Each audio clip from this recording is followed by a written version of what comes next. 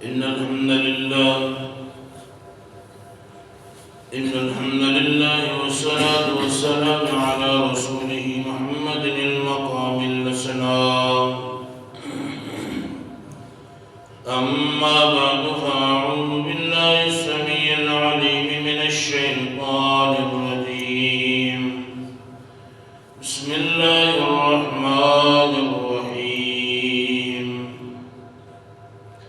من يطع الرسول فقد أطاع الله ومن تولى فما أرسلناك عليهم حفيظا ويقولون طاعة فإذا برزوا من عندك بيت طائفة منهم غير الذي تقول والله يكتب ما يبيتون فأعرض عنهم وتوكل على الله وكفى بالله وكيلا.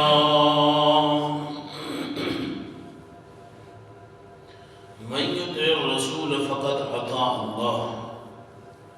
جس نے اللہ کے رسول کی اطاعت کی، یقینی بات ہے اس نے اللہ کی اطاعت کی.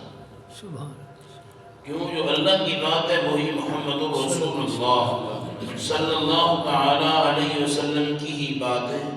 شریعت کے اندر کوئی ایسی بات نہیں کہ جو اللہ کے نبی نے اپنی مرضی سے بولی. وما ينطق عن الهوى ان هو الا وحی یوحی.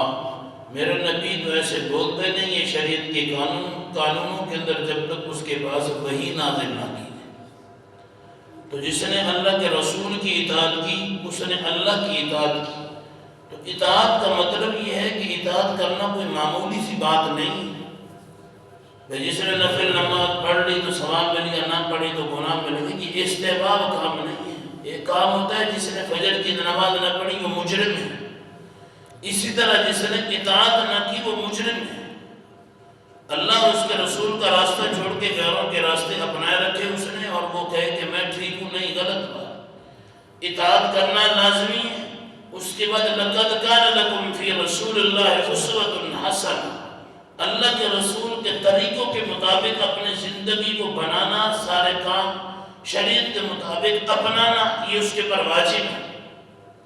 انسان کو اللہ نے ایک دائرے کے اندر پابند کیے. انسان آزاد نہیں ہے اللہ کے اس دائرے سے. جو پھر باہر نکلتا ہے اسے قرآن سرکش کہتے ہیں. اسے قرآن نے بغا کے لفظ سے کہا ہے، باغی کہا ہے. اسے جو دائرے کے اندر رہے گا وہ پابندیوں میں رہے گا. اسی طرح انسان سرکشی بھی کر اور کہے کہ میں تو اللہ کے نبی کا بڑا عاشق رسول ہوں، میں تو یہ ہوں، میں وہ ہوں. نہیں، دائرے کے اندر جو راستہ اللہ کے رسول نے بتایا ہے اسی راستے سے ہٹنا سرکشی، بغاوت ہے. اسی راستے پہ رہنا اطاعت فی اللہ فی رسول اللہ ہے.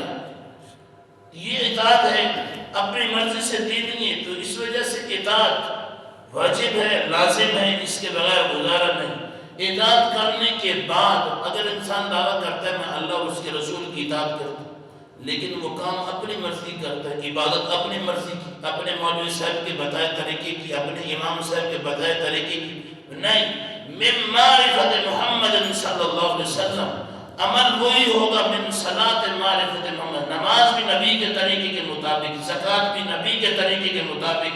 تمہاری ہر کام کی ادائیگی جو ہے وہ دنیاوی ہو یا دینی ہو، تمہارا کاروبار ہو، تمہارا لین دین ہو، تمہارا قرض دینا لینا ہو، تمہارا اٹھنا بیٹھنا، تمہارے گھریلو معاملہ، تمہارے دین کے معاملات، قرآن سمجھنا، قرآن پڑھنا، پھر اس پہ عمل کرنا، قرآن کے مفاہیم، قرآن کے مطالب، تمہارے تصور، تمہارے تخیلات، تمہارے جتنے بھی تدبرات ہیں سارے کے سارے پھر چلیں گے تو من معرفت محمد صلی اللہ علیہ وسلم، اللہ کے رسول کے بتائے ہوئے تعارف کے مطابق چلے گی تو کامیابی. ورنہ تمہاری مرضی سے دین کے اندر ایک جز بھی قبول نہیں کیا جائے گا، الٹا وہ وبال بن کے تجھے جہنم میں لے جائے گا. تو اس وجہ سے اطاعت کرنا اور اطاعت کو سمجھنا اور اسی کے مطابق کام کرنا یہ شریعت ہے.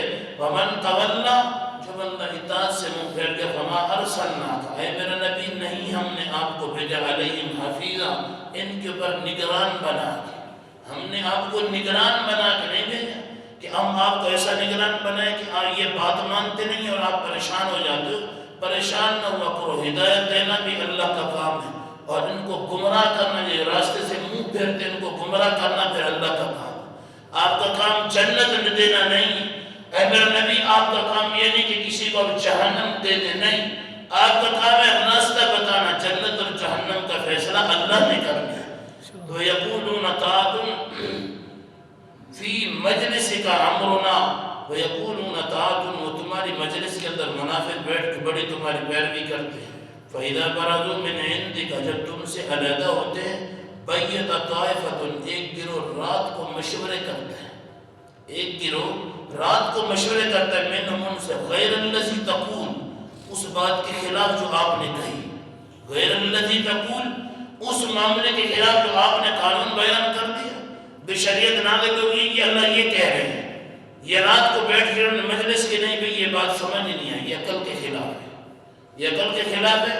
تو فرمایا غیر الذی تقول، اس بات کے علاوہ جو آپ نے کہا اس کی مخالفت کرتے ہیں، واللہ یکتب ما یبیتون، جو یہ رات کو مجلس کرتے ہیں، جو کچھ یہ کہتے ہیں آپ کے خلاف، اللہ اسے لکھ لیتا ہے۔ واللہ یکتب، اللہ لکھتا ہے، ما یبیتون، جو یہ راتوں کو مشورے کرتے ہیں۔ فَأَعْرِضْ عَنْهُمْ، اے میرے محمد صلی اللہ علیہ وسلم ان سے منہ پھیری، فَأَعْرِضْ عَنْهُمْ، دفع کرو ان کو، وَتَوَكَّلْ عَلَى اللَّهِ، یہ تمہارا سہارا نہیں ہے، تمہارا سہارا کون ہے؟ اللہ ہے۔ وَتَوَكَّلْ عَلَى اللَّهِ، اللہ پر توکل کرو، فرمایا وَقَفَى بِاللَّهِ وَكِيلًا، اللہ ہی تمہارے لیے کافی ہے، کارساد ہے، وہی تمہارا سہارا ہے، وہی تمہارا مددگار ہے۔ یہ منافق ہے، اگر چاہتے تو ان کو بلاؤ بھی نہ، ان سے منہ پھیر لو، ان کا ٹھکانہ جہنم بنا دیا ہے۔